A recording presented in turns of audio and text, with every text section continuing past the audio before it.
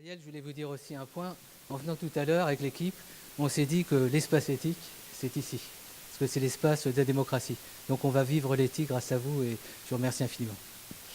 Merci beaucoup, merci. Bienvenue dans cette mairie du 4e que vous connaissez bien à l'espace éthique puisque ça fait déjà 2 ans qu'en effet nous travaillons ensemble. Espace éthique à tous les étages, j'ai envie d'ajouter à votre formule que c'est l'espace éthique à tous les étages puisque vous savez 2 étages plus bas, nous accueillons depuis le mois de décembre, ça aussi c'est un moment éthique, des sans-abri qui prennent des repas.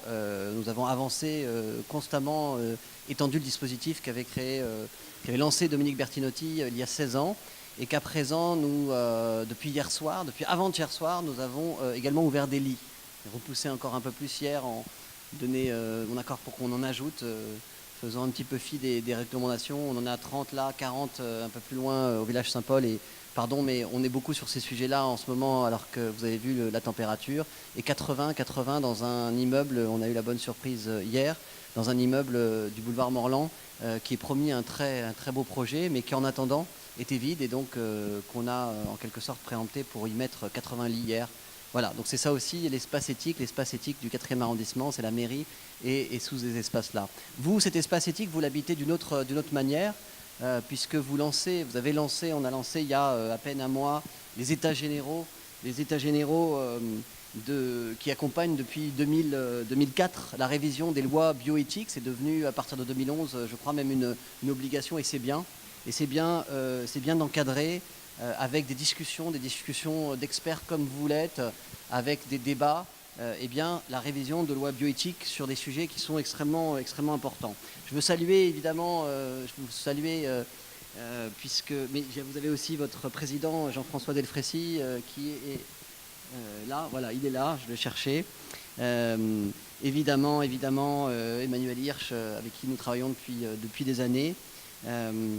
Et un certain nombre de médecins, je ne vais pas tous les saluer, mais il y en a que je connais très bien et qui sont une partie intégrale de ce débat. Je salue aussi Evelyne Zarka, ma première adjointe, qui est là et qui suit depuis très longtemps aussi ces débats. Au total, vous allez avoir, je crois, une soixantaine de débats citoyens, avec une centaine d'auditions qui seront appuyées par des comités éthiques, les principaux instituts de recherche, des académies, des institutions, les principales. C'est un moment extrêmement important, effectivement, du débat démocratique qui s'ouvre et dont nous sommes heureux à la mairie du 4e de marquer l'un des moments, l'une des étapes, puisque vous avez en quelque sorte carte blanche et porte ouverte ici pour habiter ce lieu. Alors quel monde voulons-nous pour demain? Je crois que c'est la question qui est posée et c'est la question à laquelle vous allez commencer à répondre dès ce soir avec un très beau titre pour la conférence de ce soir. Guérir, réparer, augmenter aux frontières de la médecine. Guérir, réparer, augmenter.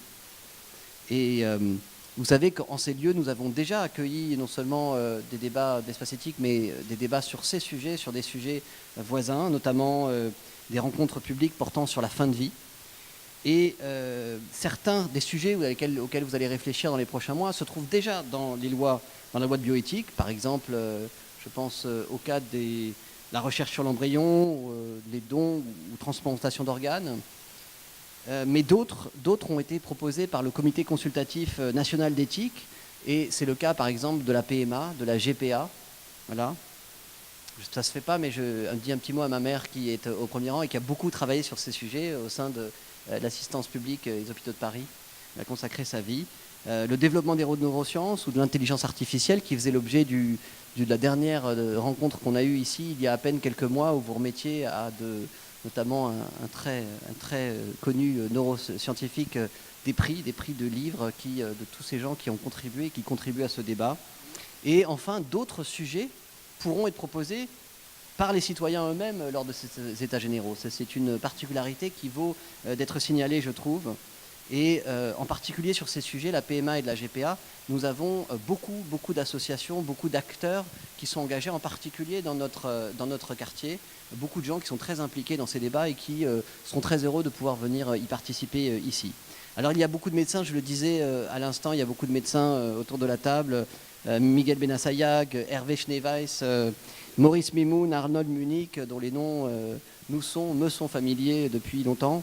Nous allons avec vous prendre le pouls de la société civile c'est le rôle du service public, et donc a fortiori de la mairie d'un arrondissement, que d'être aux équilibres, je l'ai dit dans mes vœux il y a à peine un mois, d'être toujours au cœur des équilibres, les équilibres, et de valoriser, d'accueillir ces débats.